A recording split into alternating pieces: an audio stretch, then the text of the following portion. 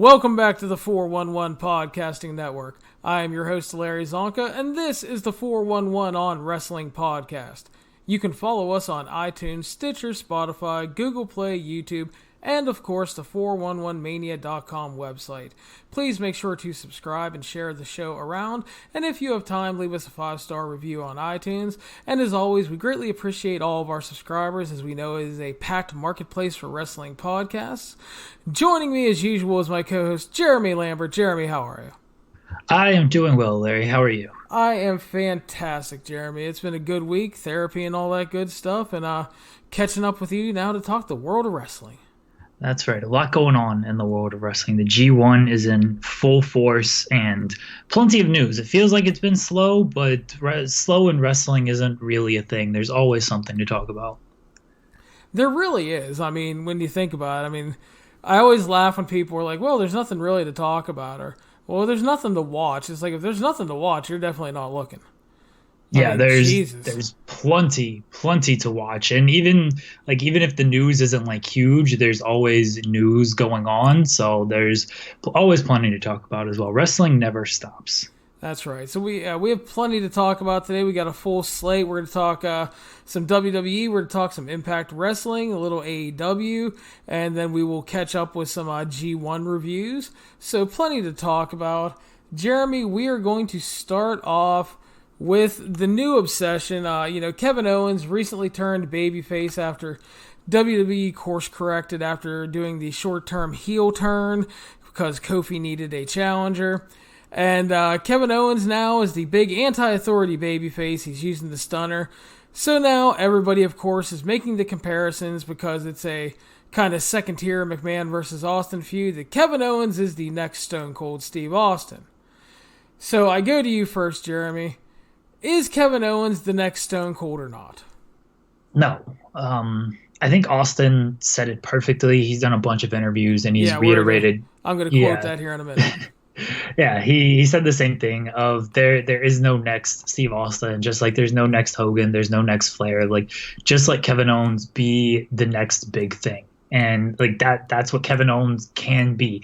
There's no sense in comparing him or anyone to like being the next whoever, because it's just added pressure that doesn't need to be there, and you're never going to recapture those moments and that the antithesis of that character. So he's not the next Stone Cold Steve Austin, but he's doing well for himself. Yeah, and to bring up the Austin quote, he spoke with Sports Illustrated, and he was asked on if Kevin Owens is the next Stone Cold, and he said, and I quote, "With Kevin Owens, don't throw my name on there. This guy can talk a lot of trash, he's great in the ring, and he's using my finisher. But hell, no one is going to be the next Steve Austin. I remember when people were saying I was going to be the next Ric Flair when I was in WCW. No one's ever going to be the next Ric Flair, and you're not going to see the next Hulk Hogan or the next Bret Hart either. It just doesn't happen that way. People like to say that because of the similarities, but what we should be saying is, I want this guy to be the next big thing." And then he spoke about giving permission for him to use the stunner. He said, quote, "My finish was being used by someone else before I really made it famous or trademarked it, so to speak. So I told him, go ahead and use the Stone Cold Stunner." And I think, like you said, and Austin puts it perfectly, it's like, let's try to make Kevin Owens a star. Let's not saddle him with a label. You always get in trouble when you label people. Like Drew McIntyre was going to be like the next big thing. He was the chosen one. Elijah Burke was going to be the next big thing. And you saddle these guys with these labels, and then if they don't impress right away, people shit on them. And you don't need the pressure of being called the next Stone Cold. You don't want to be labeled the next Icon, the next Flair, the next Hogan. Now listen, in 10 years, if Kevin Owens goes on to have a fucking awesome career and draws ratings and wins a ton of championships and is over like a motherfucker and sells millions of dollars worth of merchandise, sure, we can say he was comparable to Stone Cold Steve Austin. But don't throw that shit on him right away. Is he a Stone Cold-like character in that he's anti-authority and talking shit to a McMahon and using the stunner? Yes, we can say that. But the next Steve Austin, don't put unneeded pressure on him. Don't put unneeded expectations on the guy. And like I said, we need to make stars. So let's just worry about, like he said, making this guy the next big thing. Yeah, exactly. I agree with Stone Cold. I agree with what you're saying. You don't need to do it just because he's using the stunner. It's great that he's using it. And I like Austin's take on that of, people were using it before me. I just kind of got it over. I'm sure you've seen this whole nonsense with Dijakovic and Taz being like, you can't use that, bro. Like, you didn't reach out to me in the proper way and stuff. Like, dude, you're not the first person to use the Taz mission. Like, you didn't invent that hold. If he wants to use it, let him use it. X-Pac actually said it. Like, it's cool that they ask, but they don't fucking need to. Like, let them use their shit. So it's good that Owens is able to use it. It's an over move. They're protecting it, unlike other finishing moves from the past, like the super kick. And Owens is doing well for himself. Don't say he's the next Austin, though, even though there are plenty of similarities. And that's honestly on WWE. Like, don't book him as quite almost the exact same as Steve Austin. And then you kind of won't get these comparisons quite as much. Yeah, and I saw the Taz and Dijakovic thing, and I was just fucking laughed because Taz has always been that way. He was always like back in ECW. Guys will like shoot interviews. They will talk about how just Taz was a fucking asshole because he thought he was a legit tough guy because of how he was booked, and he threw shit fits when guys were using different suplexes, and it just, oh my god, just all that shit. It's like, get the fuck over yourself, man. It's like, yeah, it's awesome if somebody wants to reach out to you and says, hey, listen, out of respect, I was thinking about using this move, and I know it was your gimmick, and I'd kind of like your blessing. And it's just like, that's cool. Like, Jay Lethal did that with, like, the Randy Savage stuff, and, apparently Randy Savage was a big fan of what Jay Lethal did, and it's cool when a guy reaches out, but, like, don't just throw a shit fit, because you sound like such a child. And here's the thing, like, Dijakovic did reach out. Like, he did it publicly, and I guess Taz was mad that, like, hey, you should do this privately, but maybe Dijakovic didn't have his number or Taz's DMs weren't open or something. So this was a way to get his attention, and it worked. And then they spoke and they settled it. Like, Taz handled it the wrong way because, as you said, he was apparently a dick about this stuff. And I've heard reports of him like being mad at people who have done suplexes similar to him, like new guys, like guys like Gable and Jordan and stuff. He's like, oh, well, he's using a Tazplex. Like, dude, you're not the first person to throw somebody on their head. So whatever. Taz sucks. Taz hasn't thrown a fucking Tazplex in like a decade, so shut the fuck up, man. It's like, I get, like, when you're still in the business and trying to protect your gimmick, but, like, seriously, when was the last time Taz wrestled a match? I mean, it's not like he's coming back due to his neck injury or anything, and it's just, like, kind of, to me, it's one of those just get over yourselves kind of thing. It's ridiculous. Taz had a nice 2-year run in ECW, and then he got put into a commentator's position in WWE. Like, Taz takes himself, he couldn't even... I mean, maybe this is his own fault. He couldn't even get like the Tommy Dreamer run where he's just on every single damn show. Like, Taz has a very big head for a guy who he was a bigger fish in a smaller pond, but didn't actually accomplish anything. And I love Taz. Taz was fucking awesome in ECW, but know your place in the wrestling business.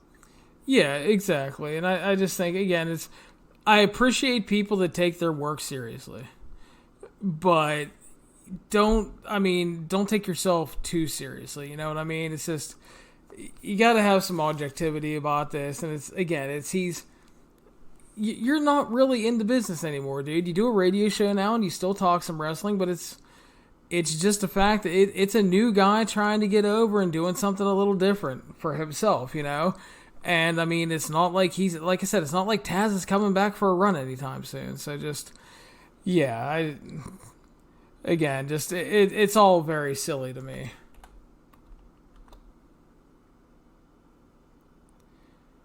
So, Jeremy, I made you watch WWE SmackDown or Smackville. Yeah, I'm gonna take everybody behind the scenes here as well, because Larry gives me the rundown of this show. And he's like, we got all this news to talk about, and then we're going to do the G1 stuff. And I'm like, we are talking Smackville, because you made this a point for me to watch at the end of the last podcast. I spent 14 hours in the sun on Saturday, and I got home literally at 9 o'clock. Like, I took a shower and I sat down in the office at 9 o'clock, and I'm like, fuck, Smackville is starting. And I had to watch it because you requested it and you left it off the rundown for this episode, Larry. I have no Blood idea. is boiling right now. No idea what you're talking about. It's right here on my rundown. No, I totally did leave it off the rundown, guys. I totally forgot about it. And, yeah, kind of tells you all you need to know about Smackville. But, I mean, The best show in WWE history. Yeah, it was our televised house show. It was good for what it was. It wasn't anything special, but at least it wasn't bad. So we had a match changed. Finn Balor was off the show because he was sick. So we opened up with Nakamura defending the IC title against Ali, and he won it just over 8 minutes. I thought it was... I kind of hated that they burned the match here because then on SmackDown this tonight... Ali ended up defeating Nakamura in a non-title match to set up the rematch probably at SummerSlam. But it was good for what it was. They worked well together. There wasn't a lot of drama, and the crowd was kind of disappointed because there was no Balor, but perfectly good house show match. I actually thought it added more drama because if you put Balor in that position, he's losing. Maybe you get some Bray Wyatt antics like we saw on SmackDown. But Nakamura is winning that match. Ali coming out, and they even said, like, I know about capitalizing on opportunities or people capitalizing on my opportunities. Like, I'm not going to let this slip.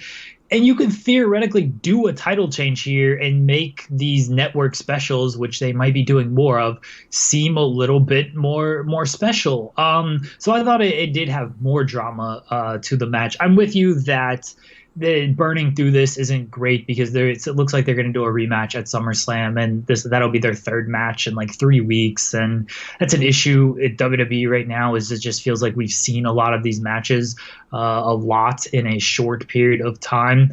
But otherwise, it was a good match. It was perfectly acceptable house show match, and I found it to have more drama for the reasons I mentioned.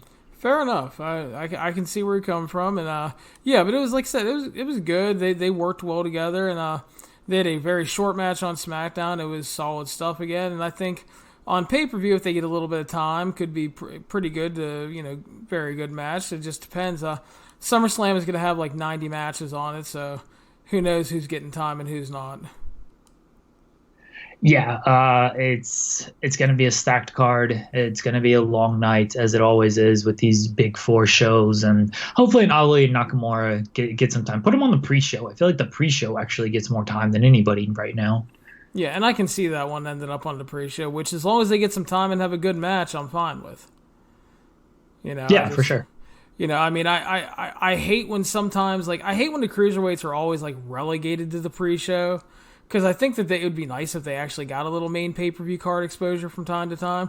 But again, like, a lot of the pre-show matches they had were great, and they did get time, so it's kind of like catch-22. It's like, do you want the good to great match with a lot of time, or do you want, like, 7 minutes on the main card where they don't get to do anything? So, yeah, like you said, if it gets time on the pre-show, I'm fine with it. So Elias arrived next for his musical performance, complained about his audio levels, then sang a song about Shane McMahon, basically saying Shane needed more TV time and was deserving of being the champion. He answered his phone. It was apparently Vince McMahon who was watching, and then said Vince told him he could have as much time as he likes. Kevin Owens arrived, steals his guitar, strums a bit, Elias bailed, and then they went ahead and set up a match. Kevin Owens won just under 5 minutes. It was okay. It was short. Kevin Owens won. It kind of furthers Shane versus Kevin Owens. And that was pretty much the goal, and the crowd loved Kevin Owens. Should have been shorter. Nothing wrong with the match. I just think Owens should have won maybe even quicker than he did. Like, Elias is nothing. He's a character. He's not really a wrestler. So I would have just liked to see Owens quicker, but there was nothing like bad about this match. Yeah, I agree. There was a match that was advertised that they didn't air. It ended up being the main event of the show, I believe, which was Bayley, Charlotte, and Alexa Bliss. So we didn't get that. So we went to the main event, which was WWE Champion Kofi Kingston defeating Dolph Ziggler and Samoa Joe, 12 minutes, 15 seconds. good main event, good layout, and obviously not a lot of drama in a title change, but it was fun. Yeah, I enjoyed this match. Again, nothing like super special. It's only 12 minutes.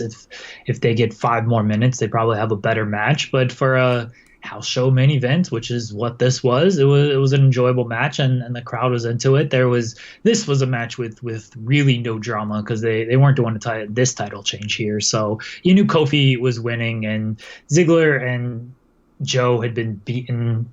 I mean, by Kofi to where they didn't come off as super credible challengers, but just as a match, as a house show main event, it was a good match. Yeah, and again, so it was nothing special, but for a 1 hour televised house show, I thought it was good for what it was, and no real complaints about it. And I don't mind these specials. I think it's something they should do more often, and they're probably going to do more often, stuff like this, and evolve and probably progress to counter program AEW stuff, I would imagine. And yeah, I mean, I have no problem with the occasional 1 hour special. If someone was like, well, this was a useless pay-per-view, I'm like, well, it wasn't a pay-per-view, it was just a 1 hour house show. Like, they branded it as a special, and like, you didn't have to watch it.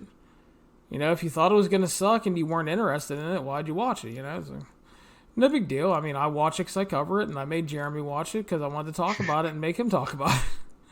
And then left it off the rundown. That's right. I had no issue with this show. If you didn't realize it was just going to be like the tail end of a house show, then I don't know what to tell you. Again, I think if they're going to do these, I think a title change every now and again, kind of like what Impact does with Impact Plus, and they change the tag titles on the show literally the day before Slammiversary.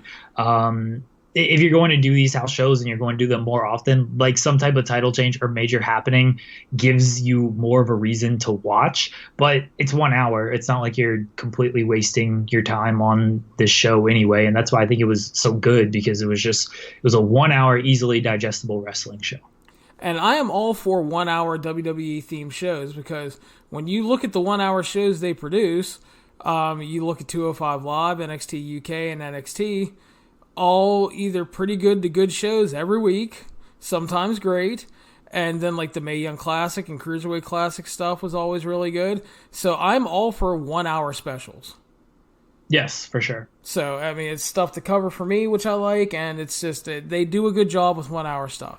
And yeah, but I do agree they eventually have to do a title change or something kind of important to make it seem worth your while.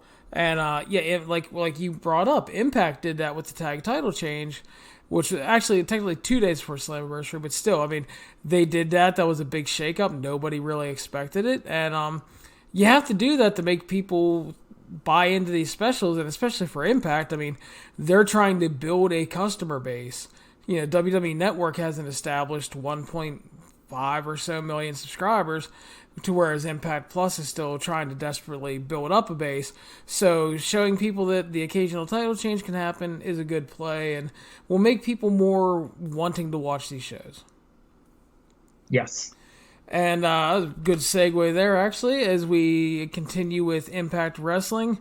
On Friday, there is an Impact Plus special, and the main event is a number one contenders match between Tessa Blanchard and Sammy Callahan, Jeremy. And this is a rematch from Slammiversary, which was a really, really good match. And the winner is the number one contender for the world title. And the big question is, should Impact Wrestling go all the way with Tessa Blanchard as a world champion? Not a Knockouts champion, a world champion. I'm kind of torn on this, but I'm leaning towards yes, just because what else has Impact got going on right now? And that's not to say like their television has been terrible, because we talk about this all the time. Like, it's good TV. Their events always are great. But this would be something just completely different that another promotion in the United States and in Japan, maybe in history, maybe it's been done, but I can't think of any examples off the top of my head, like that have never done it. So, and Tessa is like she's awesome. Like she looks good. Like she's not like a smaller girl. She's got a nice build to her. We know she can wrestle. We know she has like that attitude of, yeah, you can put her in there with the men and it not come off as fake. At least with the way she carries herself and presents herself. So yeah, why couldn't you put the world title on Tessa? Yeah, the only examples I can think of is I know in Chikara, Kimberly was the grand champion for a while, and I believe Miko Satomura won the DDT title. Okay, But those were the two promotions I was kind of thinking of, and no offense to Chikara or DDT, they are kind of more comedy-esque promotions, and they're not looked at as on a level of all the other top promotions in the United States and Japan. yeah, and yeah, I agree. But it's just those are the only examples I can really think of. If I'm missing something, someone will probably correct me. But as far as Tessa goes, I'm kind of torn on it too because you look at Tessa, obviously she's great. She carries herself like a star. She wrestles like a star. She has the attitude. She has a great look. She had a really good match with Jay Christ on TV. She had a really, really good, bordering on great match with Sammy at Slammiversary. So obviously she can work with the man. And a rematch with Sammy will, I mean, I definitely think it has a chance to be even better than the Slammiversary match because they've now had the one match. Now they have stuff to play off of. So you have that going for you. And then, like you said, it's like, no offense to Impact, but what else is really going on there? This would probably get some buzz for them. It might not all be good because I'm sure people will rally against it and you'll get the people talking about intergender wrestling is condoning domestic violence and all this. Jim Cornette's going to have an aneurysm. Oh, yeah, which will probably make it even worth it, though. That's very true. So, but I mean, yeah, she looks like a star, wrestles like a star, acts like a star. She delivers in the ring, and I think you can say she's arguably the biggest star in the company right now. Outside of Rhino. Sure. Yeah, I'm not against saying Tessa is the biggest star in the company. I was trying to think of somebody who is there with her, but I mean, let's be honest, there are no like real stars in that company, and Tessa is certainly presented in that way. So yeah, I can get with that. Yeah, but she has the pedigree behind her, the Blanchard name, and then I think the only hesitation I have is you have that, like, it's that catch-22 scenario because they're still looking for a TV deal. And is this something that a TV network might not want? Maybe, and that would certainly be an issue. But I think nowadays TV networks, I would hope, like they see wrestling as more of a sport, and so men competing with women. I mean, I guess unless you watched WWE tonight, we saw murder tried to be committed in the final scene. But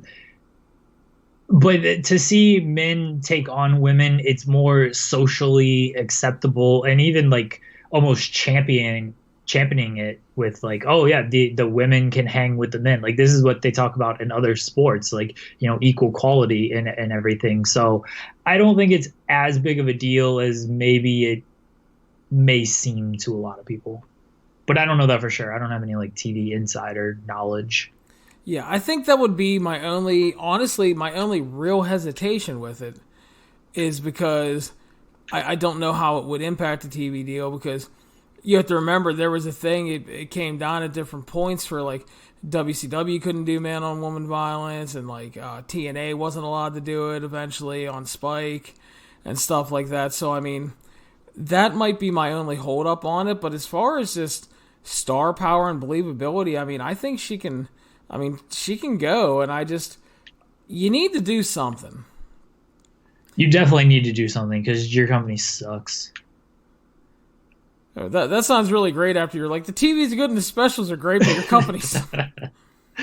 I mean, your product is good, your company sucks. Yeah, and just like the overall impression and footprint is just unfortunately non-existent. So I mean, I wouldn't be opposed to it. My only concern is how it might impact a potential TV deal, and God knows they all need a new TV deal and soon. Yeah, they need they can't be on Pursuit anymore. I mean, we've talked about it, but that's just a losing deal for them. Yeah. And speaking of quality segues, this worked out good. It's almost like I formatted the show. If Tessa becomes world champion, obviously that takes her out of the knockouts mix, which means, you need some new talent in the knockouts division. Not that the knockouts division is bad by any means. There's a lot of women there, there's a lot of talent, but you need another name. And it was announced last night, Monday night, that Tenille Dashwood is signed with Impact Wrestling. Jeremy, she obviously the former Emma in WWE and NXT. She had a short, uneventful run in ROH due to a combination of injuries and bad booking. And there was a lot of speculation on a possible WWE return or a AEW signing, and she is now with Impact Wrestling and will debut in August at the tapings in Mexico. So your thoughts on Tenille signing the deal with Impact? I wish the best for Tenille because she was very underrated as Emma, and no matter which gimmick she was doing, everyone has nothing but praise for her. So she's obviously well liked in the business. And she's a good wrestler from what she showed in WWE. It's just she went to ROH. Their women's division is just non-existent, or it should not exist. They put no effort into the Women of Honor division, but I've ranted about that before. So she got a shitty deal there. They should have really built around her and turned that division into something. Instead, Bully Ray just wants to get his girlfriend on television. So I hope she does well in Impact. Their knockouts division is really stacked right now. Like Jordynne Grace, Taya, Su Yung, Jessica Havoc, Tessa, if she goes back down to that division. Really, really a lot of talent in the knockouts division. And adding Tenille is certainly a big addition for them. They should really build a lot more around this division. I hope they move away. They've kind of done it with the kind of otherworldly stuff, but with Havoc and Su Yung back in the mix, like it's still kind of there. I'd like to see them move away from that just a little bit more. Yeah, I agree with that. They do have a lot of talent. Kiera Hogan's getting a new push. Madison Rain's still there. Yeah, there's a lot of women to build around, and I think Tenille's a good addition. I think she's unfortunately, I think the best way to kind of describe her right now is kind of unrealized potential because, she had a lot of potential coming out of NXT, and then, she reinvented herself on the main roster, and then they never really went hard with her.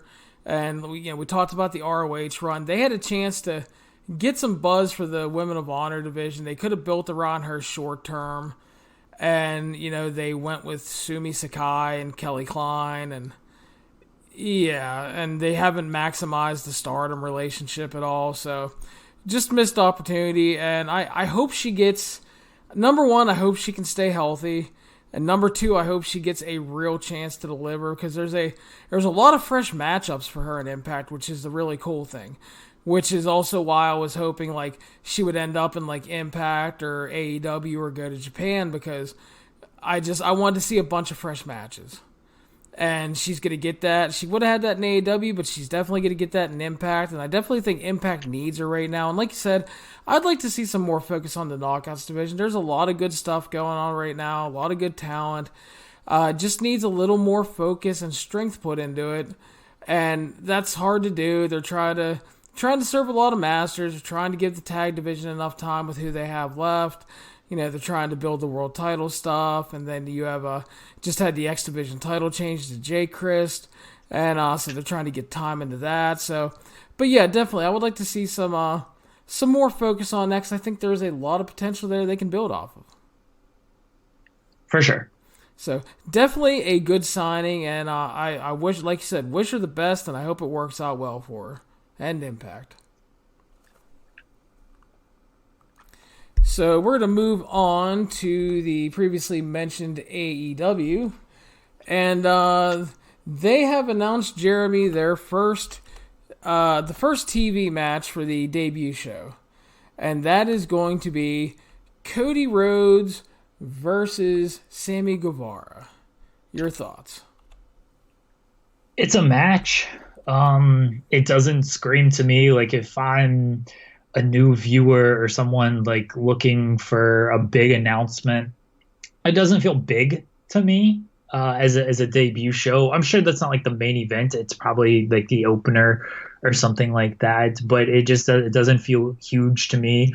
It's an interesting match though, because you have a young guy in Guevara, and then you have an executive vice president in Cody. And is Cody gonna take this loss, or it's bad optics sort of if he wins, because it's like, well, of course this guy is gonna put himself over this young talent, and AEW fans will defend, like, well, let the story play out and all this stuff. So that's why it's an interesting match, because I'm curious as to how they book this match, and I'm curious to just how they book on TV in general, because there's going to be a lot of heat on the elite guys if they're kind of taking up that TV time and winning all of these matches. And we still have to get through All Out. Cody has to face Spears, Guevara.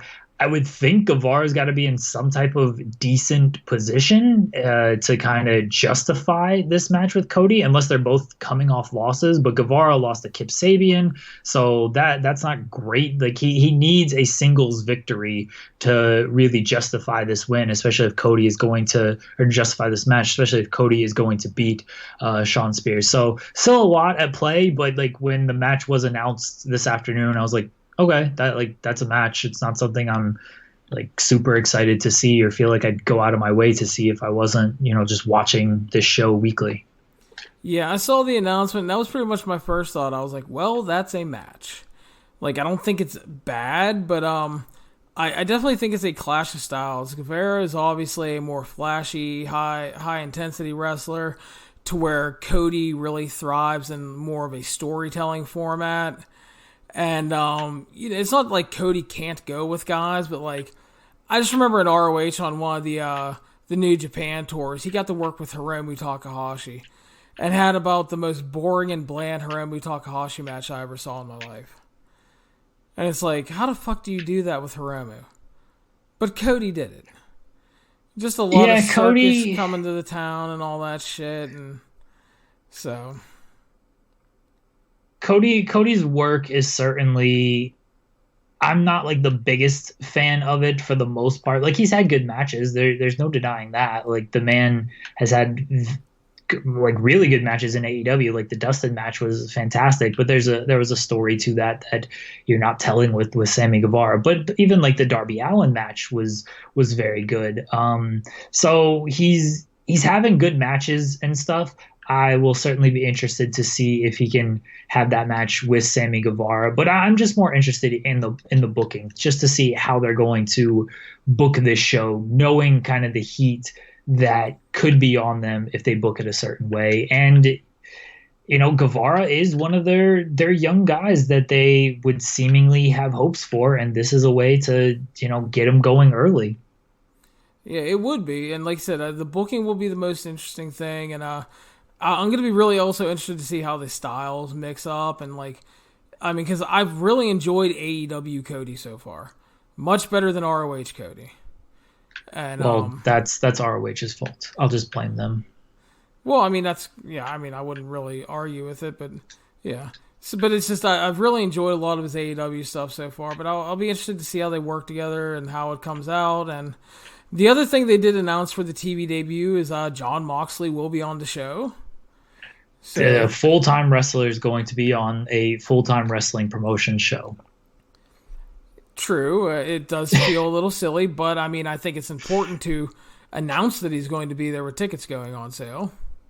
Sure. Why wouldn't Moxley be there, though? He could be in training camp for Bloodsport, man. That's before that, but still. He might be recovering from Bloodsport. Who knows? He might be out at a bar with the panty dropper Shooter Umino. That's a fair reason to miss the show. Yeah. And if you guys have not watched the Moxley English interviews after the New Japan stuff, him and Shooter Umino, number one, we need a buddy comedy with those guys. Those two are fantastic. Yeah, Moxley put him over, said he had great hair. He said, "Look at him, ladies, he's a panty dropper." Moxley has been so good in New Japan. I like his Spanish promo to a Japanese audience after beating Naito. Yeah, big fan of what the Mox is doing right now, and it's good that he's going to be on this first AEW show. I never thought that was really in any doubt. So yeah. Yeah, but that's what we know right now, and tickets go on sale Friday. Jeremy, do you think they're selling out the TV debut? I do. I do think they will sell out the TV debut. I've kind of gone back and forth on it, but because it's a big deal. Like it's your debut on TNT. It is a bigger arena. It's not like some small arena or anything. Like it used to be the MCI Center. I don't know what the fuck they call it now, but the arena or the Verizon Center, that was another name if that isn't the new name. It's a fairly good sized arena, but I think they'll end up selling it out. The tickets are priced very well. I do give them a lot of credit and they've done this with literally all of their shows, and this is how they've easily sold out. Not to say they wouldn't if tickets weren't a little bit more expensive, but they price themselves very well for these shows. Yeah, I think they definitely have a good chance to sell it out because it is the first show. It's their debut TV show on TNT. And, I mean, you have to price things reasonably because that's not going to be a fly-in crowd like All Out. No, definitely not. Like the people that are going to come to this show are within the vicinity of Washington, D.C. Yeah, so, but I definitely think because of just the overall goodwill they've done building up so far and how their track record of ticket sales so far, definitely think it has a good chance. Will not be surprised if it sells out at all. And yeah, so like I said, I'm not going to say 100% they will because it's wrestling. Nothing is 100%. And yeah, so it definitely has a good chance for that. It'll be interesting. Yeah, if they sell out, that'll look good because they're running, it's like 14,000 seat building, and you know, WWE for Raw a lot of times will do like 8,000 in a building that size, and SmackDown will maybe do 4 sometimes. So I mean, if they can sell out, I mean, that's great. But again, let me clarify, as we've talked about many times, Jeremy, it's great if they do it week 1, and it's great when they do it for the pay-per-views, but can you sell big every week and make it a constant thing? Yeah, this is why I think they will sell out also, is because it is the first show. It's not going to be a fly-in crowd, but I do think you'll get a better travel than expected just because it's the first show. Like, people will expect something historic. There's also a lot of time. I don't know if it's going to do that instant sellout on Friday. It might, and this whole thing will be moot. But if you're on the fence or something, honestly, wait until after All Out, because they're probably going to do something big at All Out that's going to make you be like, all right, I've got to be there for that first television show. And maybe you already think that, and so you're like, well, I've got to be there for that first television show. But as you said, it's going to do well because it's the first ever AEW on TNT show. The real telling thing will be the 50th, well, maybe not the 50th because that's an anniversary, the 43rd ever AEW on TNT show. Yeah, so that'll be really interesting to see how it plays out. And yeah, wrestling obviously gets really interesting in October, man, with AEW debuting, SmackDown moving to Fox, and rumors that Billy Corgan is going to try to start some kind of TV, even if it's online, for the NWA. Just a lot of stuff potentially going on. So speaking of kind of big news, the Big Show was in the news on Tuesday, Jeremy. The Big Show, Netflix has green-lighted a new half-hour multi-camera family sitcom that will air and star WWE star The Big Show. The first season of The Big Show Show will be 10 episodes. And in the series, the teenage daughter of The Big Show, a retired and world-famous WWE superstar, comes to live with him, his wife, and his 2 other daughters. They soon outnumber and outsmart him. Despite being 7 feet tall and 400 pounds, Big Show is no longer the center of attention in his family home. Are you excited for the Big Show TV series, Jeremy? Yeah, sure. It's a half-hour comedy on Netflix. There's 10 episodes. You can easily binge it. I think the Big Show has a very good personality. Like I don't know if you've seen him on these shows that he's done, but he comes across very well. Like he's a funny guy. He's a charismatic guy. He was the star of The Water Boy and Jingle All the Way. I like the Big Show. I'd stay up late and write all day and all night. I can throw on a half-hour mindless Big Show comedy and get through it in a day and a half or something. Yeah, I agree. I like Big Show a lot. I think he's even in WWE, he's had shown like very good comedic timing, and then like his various forays into guest star roles on TV shows and in film and stuff. He's done really well. And honestly, I'm glad that he's finding something outside of wrestling now.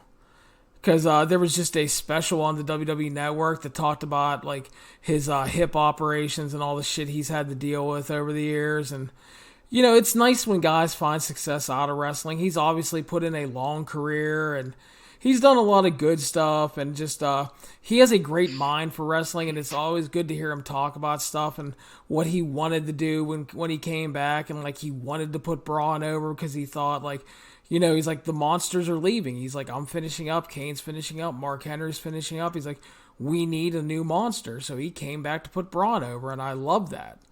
And but just to see him finding something outside of wrestling that could turn into, I mean, if it does well, it could turn into more seasons, and that would be great for him. Yeah, I'll watch this show. I've watched worse. Oh yeah, well, I definitely watched worse TV, but I will give him a shot, and I hope he does well. And we watch Raw for 3 hours every Monday. Oh, don't fucking remind me, dude. Although Monday's Raw was not horrible. It was good. I enjoyed Monday's Raw. I thought there was a lot to like about it. So, I mean, on the WWE scale of things, it was a very good show. Yeah, I thought they did some good stuff. There's some good wrestling matches. You had the big Brock Lesnar angle with Seth. You had the big Roman Reigns Samoa Joe angle stuff, and yeah, a lot of that stuff came off good. Love that Cedric is seemingly going to get some kind of push here, which would be great. And yeah, there was a lot of stuff I did like about that show. Much better than the usual fare. Yeah. That was also reportedly the first heavily Heyman influenced show, so take that for what you will, but...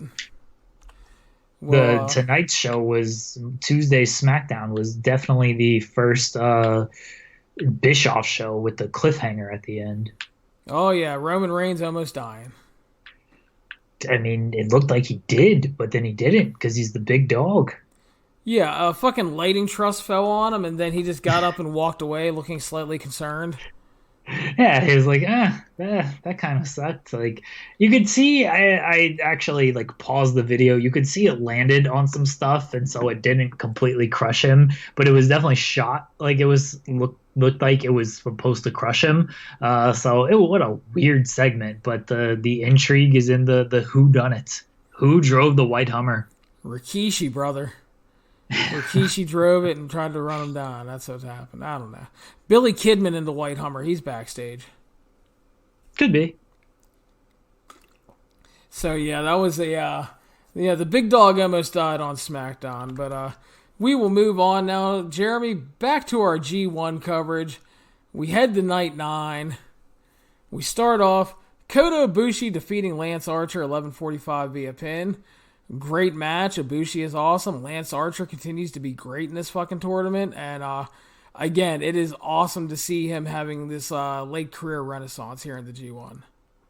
I really enjoyed this match. Ibushi rules. As you said, Lance Archer has been great.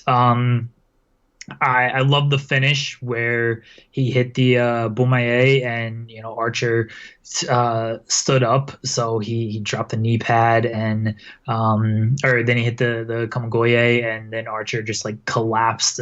Just a really, really good finish. Continues to put over Archer strong, and even though he's losing these matches to these top guys, like he looks impressive in every single one of these matches, and if you lose but still look impressive, like you don't lose too much. So yeah, fantastic match between these two. Yeah, and as I've said before, make Lance Archer the New Japan Monster. Put Fale in tag matches and just be done with them. No more single matches for Fale. You mean Fale didn't impress you against young William Ospreay in the next match? Okay, before we talk about it, Bad Luck Fale has the distinction of having two fucking bad matches in the G1 with Will Ospreay and Kota Ibushi. Yeah, not good. How the fuck could you do that? Not good at all. Fale is not good. The Bullet Club stuff with him, I liked the finish to the Fale and Ospreay match. I will give them that. The actual match itself wasn't good. The finish was a callback to last year where Red Shoes is like, fuck your bullshit, and he flips him off and he DQs him. Love Red Shoes. Yeah, the Red Shoes history with the Bullet Club is fantastic. Is various things he's done in the past. There was like a match a couple years ago when the Young Bucks were trying to walk out on a title defense, and he stops them in the aisle, flips them off, and then crotch chops them. And then the best part is Nick and Matt almost take a bump off the fucking crotch chop. Red Shoes is great, but Will Ospreay did his very best to try to have a good match. He went a million miles an hour. He bumped like a maniac. There was a bunch of Bullet Club bullshit. Bad Luck Fale moving at a glacial fucking pace. Referee bump, and then Red Shoes came out, teased he was going to count the Fale pin, flipped him off, and DQ'd him. Yeah, not a great match. Good finish. Yeah, the finish was at least amusing, but just a bad... When you're having a bad match with Will Ospreay in 2019, you need to reevaluate life. For sure. Next up, Evil defeated Zack Sabre Jr., who is being tormented by the lack of Taka in British politics. It's a tough time for young Zach, Jeremy, and he drops one to Evil here at 16 minutes. They had a good match, I thought. As always, love Zack Sabre Jr. Always going to be a fan of his matches. Not the best Zack Sabre Jr. match ever. I blame Evil, and I blame Notaka, and I blame whoever this British guy is that is ruining Zack Sabre's G1 run. Yeah, Evil wins. It was fine. Maybe a little long. I think if you actually trim this match, it gets better. But it's tough to have a bad match with Zack Sabre Jr. just because of his style. Yeah. So it was good. Evil picks up a big win. Hiroshi Tanahashi then defeated Sonata, 18 minutes, 10 seconds. I thought it was good, but they've had much better matches in the past.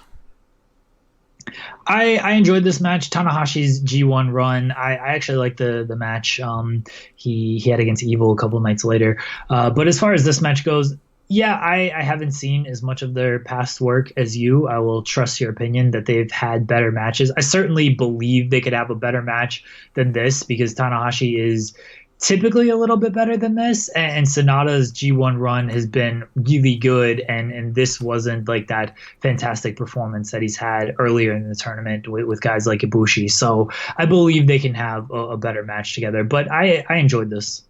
Yeah, I'm enjoying a lot of the Tanahashi stuff in here. He's he's the old gunslinger here. He's doing what he can with what he has left and just being really crafty, and it makes for a lot of good stuff in the matches, and I really enjoy it. It's again one of those little stories we always talk about that goes on during the G1. So, and then the main event was Okada defeating Kenta at just under 27 minutes. You can follow this in the Larry Was Wrong folder. I thought Kenta might pull off the win here to set up the October title defense, but Okada pulls it out. Thought they had a great match, a lot to enjoy here, but Okada remains undefeated at this point. Okada is just burning through fools in this tournament. Really enjoyable match. They got it close enough to the 30 minutes that it looked like it could be a time limit draw. So I thought it was smart to get that within that final 5 minutes there to give it that extra sense of urgency in those final 5 minutes. Okada is Okada. Kenta's G1 run has been really strong. He's whatever it is, whether it's just being back in Japan, whether he's healthy, whether he could just go out there and be unleashed and not be, he's clearly trusted where I think in WWE he wasn't trusted because of his injury history. And so that hurt him. Whatever it is with Kenta, a lot of things are clicking with him right now in this G1 run and a really good match. Yeah. So Okada undefeated at this point. So we move on to, what we got here? Night 10, right? Yeah, night 10. And back to B block action. And we have, starting off, Hiroki Goto defeated your boy Toru Yano 1 minute and 40 seconds via pin. This was all Yano shenanigans, trying to outsmart Goto, but in the end, the Sublime Master Thief got outsmarted and dropped one to Goto. They have a history of very short G1 matches, averaging something like 3 minutes and 45 seconds, I believe Kevin Kelly said. And this was another short one here. Goto needed to win. Yano's antics remain tons of fun. Great match, wrong winner. How did I know you would say that? Because that's my analysis for every match that Yano loses. Fair enough. I can give you that. Next up, in one of the best matches of the tournament, Big Tom Ishii defeated Juice Robinson 17 minutes 55 seconds via pin. Best way to describe this was just an all-out war, Jeremy. This match fucking ruled. I did not expect this one. And that's nothing against Ishii or Juice. I mean, Ishii's awesome.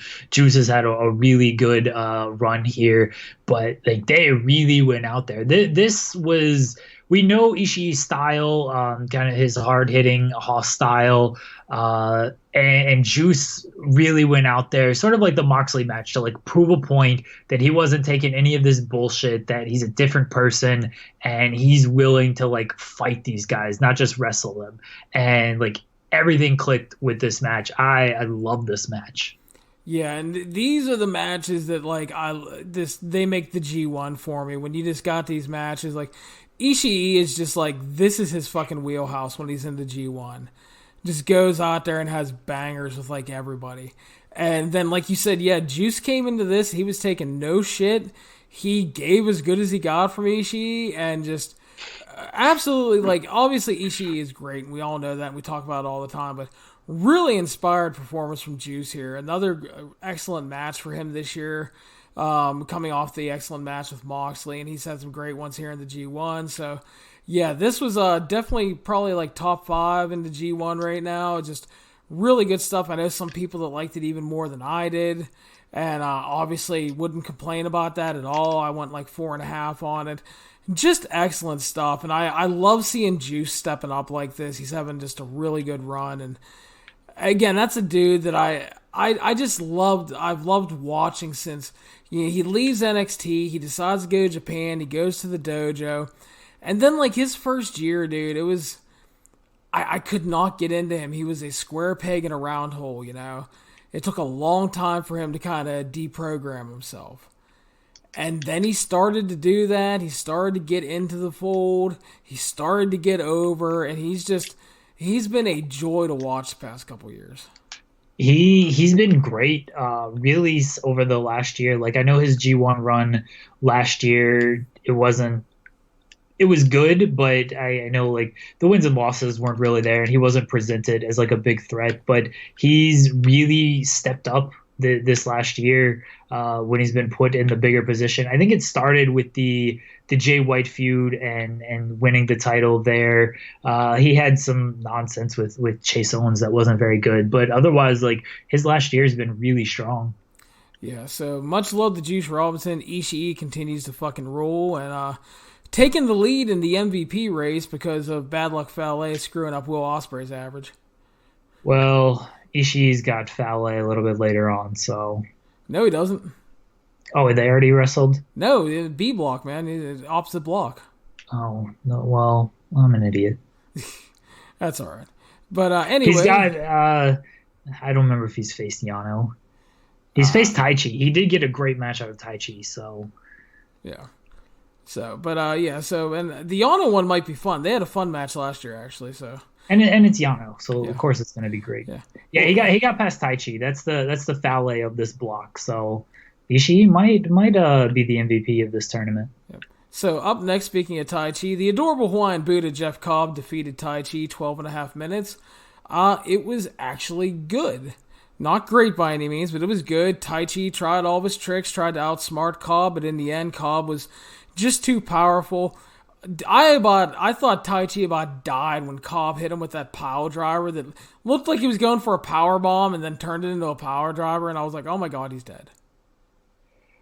Didn't care for this match. Tai Chi sucks. Cobb was fine. I just could not get into Tai Chi one bit.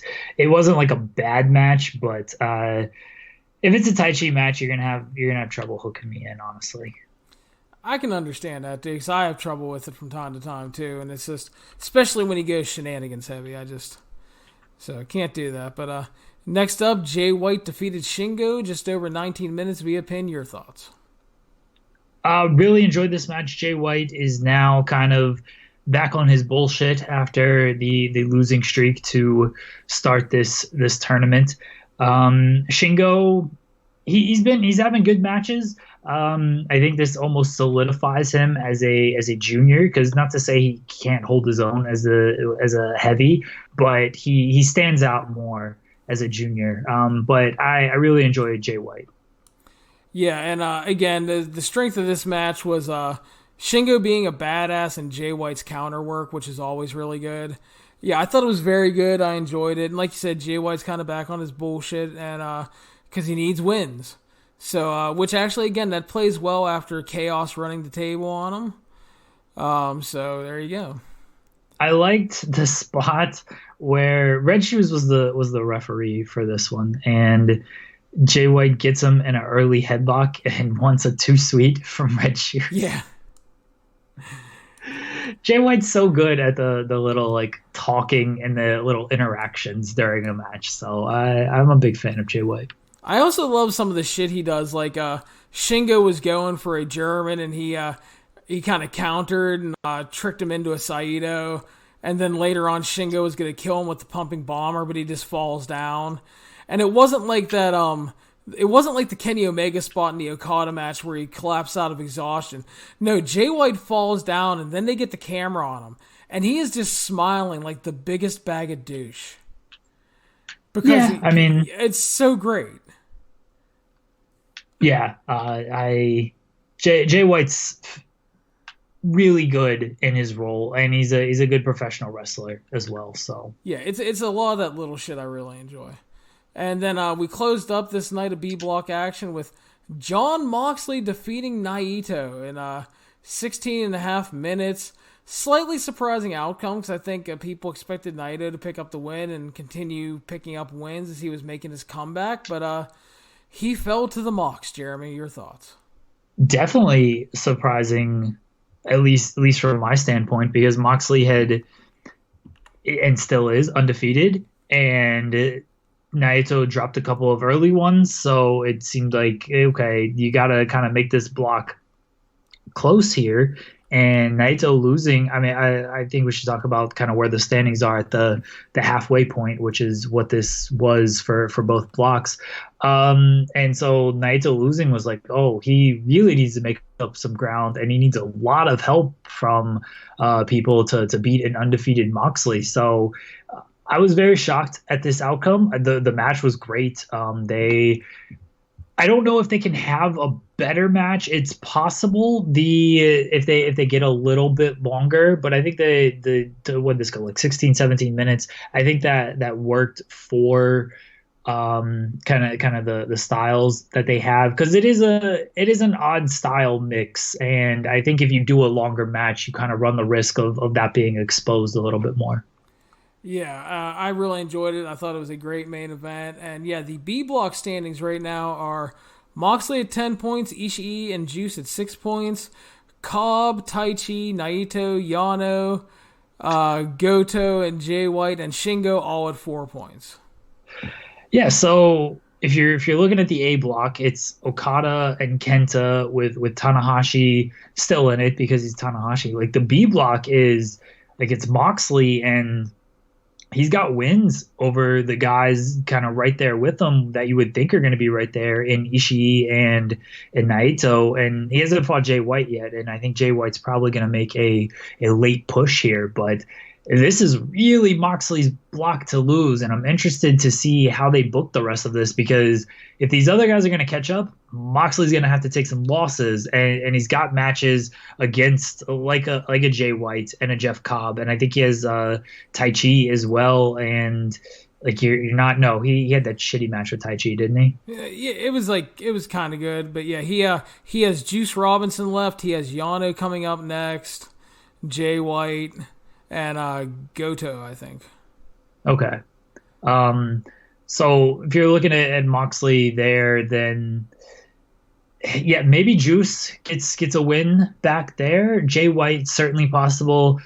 Could he be tricked by Yano? I don't know. Like, it sort of works for Moxley, but it almost hinders him, harms him in a way because he's been presented like such a badass that if he's gonna fall asleep against Toru Yano, it's not the best presentation of him. But he's got to pick up some losses somewhere around here because if they're gonna make this thing close at the end, and they obviously will, the other guys got to win.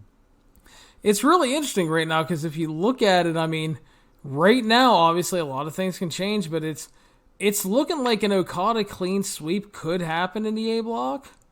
I mean, they're heavily teasing it with the 6-0 start, and I mean, what if the plan is him and Mox for the finals? I mean, that'd be fucking fascinating, actually. It's possible. I don't know if they go a double clean sweep, and if that's the case, like, that's kind of ballsy booking, if I'm being honest, to sort of have your tournaments decided before you even get to the final night.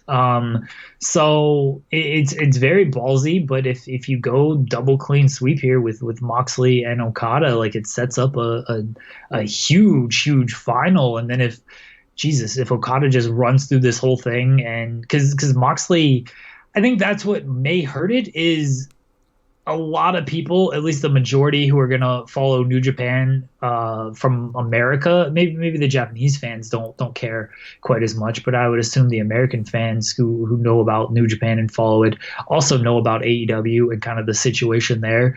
There's not a whole lot of believability that Moxley is going to win this tournament because he can't be going to Japan for Tokyo Dome show because, I mean, he's got his AEW commitments by that point. So it's that takes a little bit of the intrigue out of it, unless there's more to the story that we don't know. And fuck, Moxley's gonna win, and AEW and New Japan are gonna announce this big partnership, and it's been a ruse this whole time. Yeah, it definitely would be interesting. So, and now we move on to night 11, which will catch us up on all of our G1 goodness. And, hang on type for a second. Alright, so A block action. Kota Ibushi defeated Bad Luck Fale, 9.5 minutes. Again, as I mentioned earlier, Bad Luck Fale has the distinction of having bad matches with Ibushi and Will Ospreay. Just not good in any way. Ibushi tried. Fale just is so bad right now. Too long as well. Like, why is this going nearly 10 minutes? Yeah, didn't care for this match. Fale just not good. I hope he's not there next year. Like, I know you like having that monster. Like, Archer is that guy at this point. If Fale not only just has bad matches, like, you can't even use him properly in this thing because he should be a monster that destroys people, but you can't have him destroy people in this tournament. So he just gets exposed as having bad matches, or just or having long matches and bad matches, or needing run-ins, or doing some creative but ultimately like not great finishes, like the Zack Sabre stuff. Like, it was creative and it worked, but it's also like it's a kind of a cop-out finish. And then the DQ finish, like in the G1, you sort of expect like clean wins and stuff like that. So yeah, Fale not good. Well, the other thing is too, people will claim that it's like a night off. It's like, it's not a night off when you're working a 300-pound dude that stomps on you the whole fucking time and stands on your chest and back. And yeah, Yano is a night off. Yeah, and I was gonna say, there are people that complain about Yano, but at least Yano's fucking fun. Yano's fun. It's short. Like, Yano's not going 10 minutes. And honestly, with the way they've laid out this tournament to where you get like 2 or 3 nights off, at like actual nights off, the night off argument loses a little bit of steam because of that, because guys are like getting a week off. We've seen that now, I think at least twice in this tournament, where we've gone a full week where a guy hasn't had a match. So the night off thing, you don't actually need the nights off in the matches, because you're getting plenty of nights off when they don't have events. So I think next year, depending on what they're able to wrangle up, I know the AEW and getting Moxley in here was a big get, but their roster's already really good, and it's not going to get any worse over the next year. So next year could be just a huge night if it's laid out the same way, or a huge tournament if it's laid out the same way, and they kind of take out your Fales and Llanos. Yeah. So, but yeah, Ibushi won, thankfully, and yeah, too long. It was bad. Moving on. Your boy, Zack Sabre Jr., defeated Big Match Willie Ospreay in 20 minutes via submission. It was a great match. Obviously, a lot of submission work from Zack Sabre, focusing on the previously injured neck of Will Ospreay. They did a really great job of mixing in like counter wrestling, the British wrestling, and like Will Ospreay's high flying stuff. Just really nice work. These guys work really well together. I thought it was great. And a big win for Zack Sabre Jr., and he's going to try to play spoiler now the rest of the time.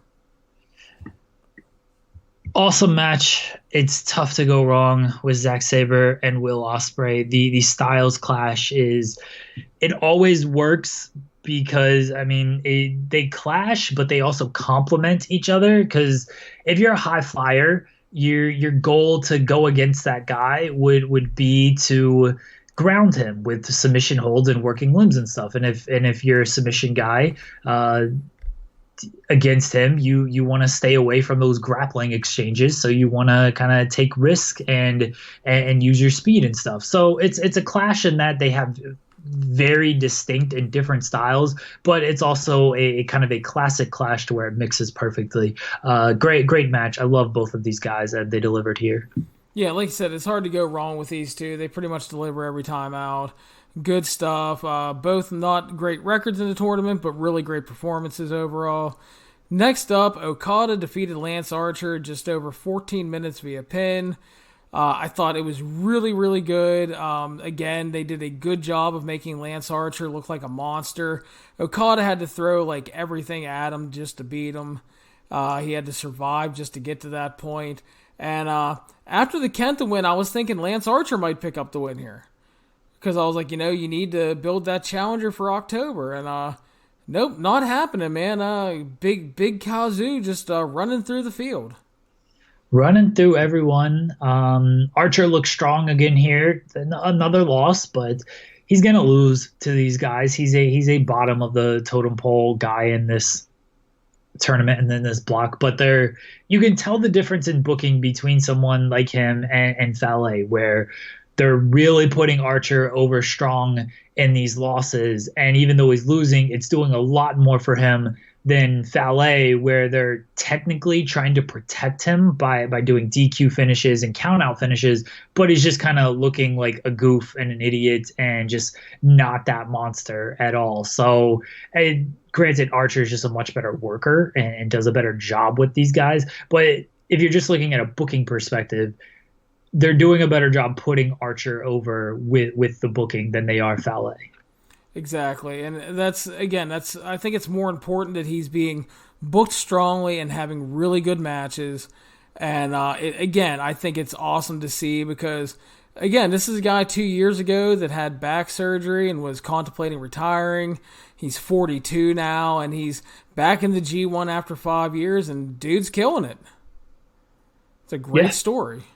For sure. So next up, Sonata picks up another win finally as he defeats Kenta, 16 minutes 50 seconds via pin. Thought they had a good match. I thought there was a little bit of flow issues at times. It wasn't super smooth, but I thought it was good. And Kenta picks up his second loss.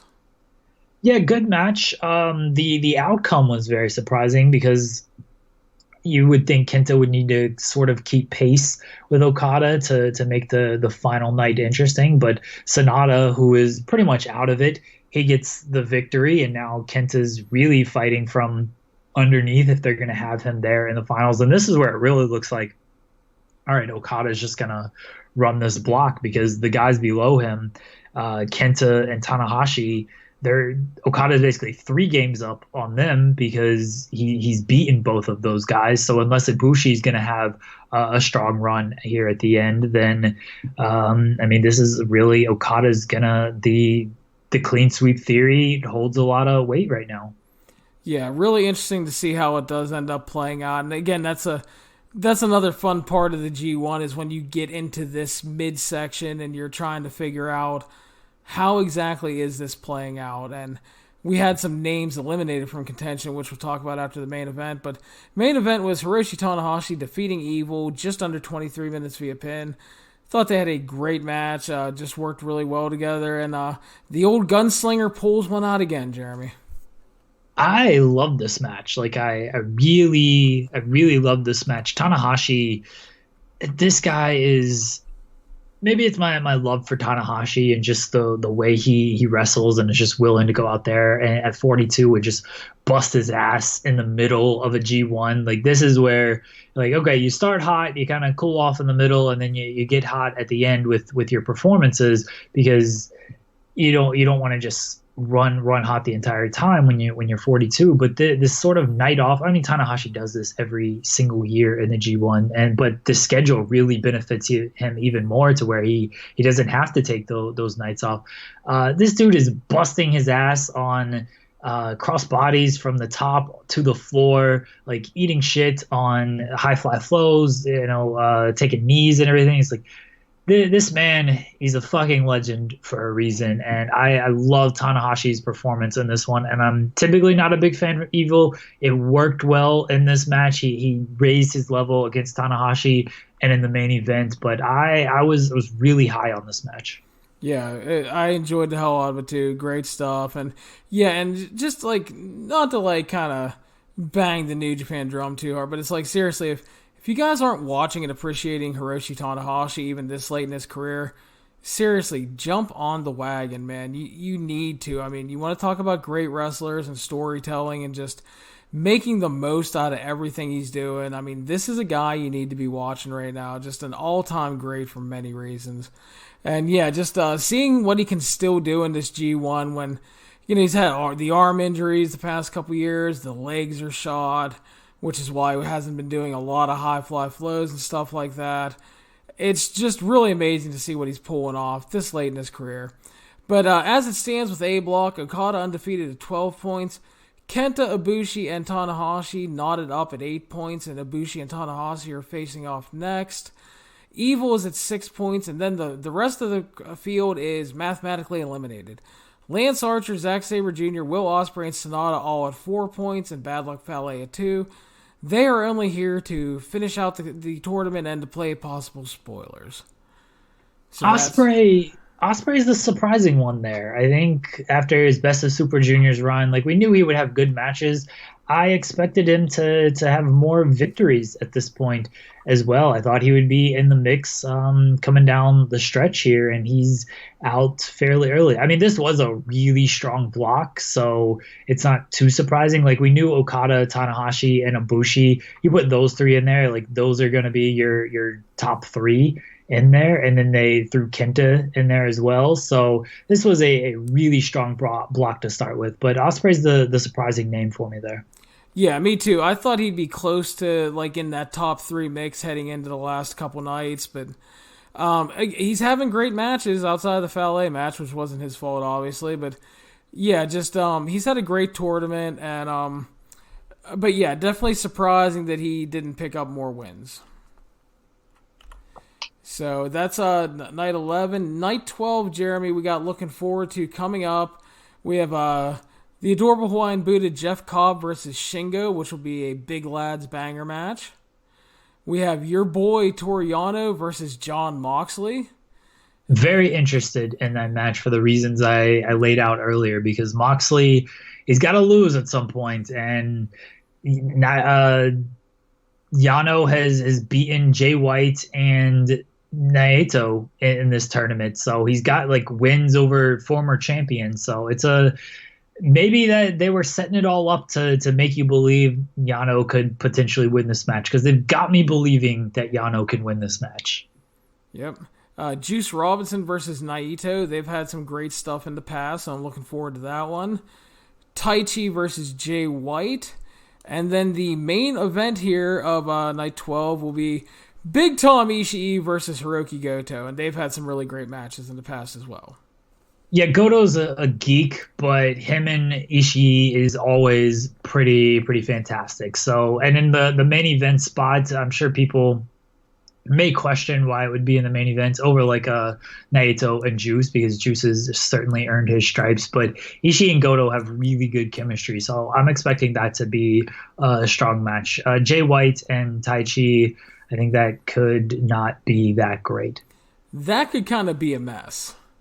Yeah, it would not be Jay White's fault. Yeah, just because of the styles they're going to bring in the stuff, and yeah, it's like I said, definitely could be a mess.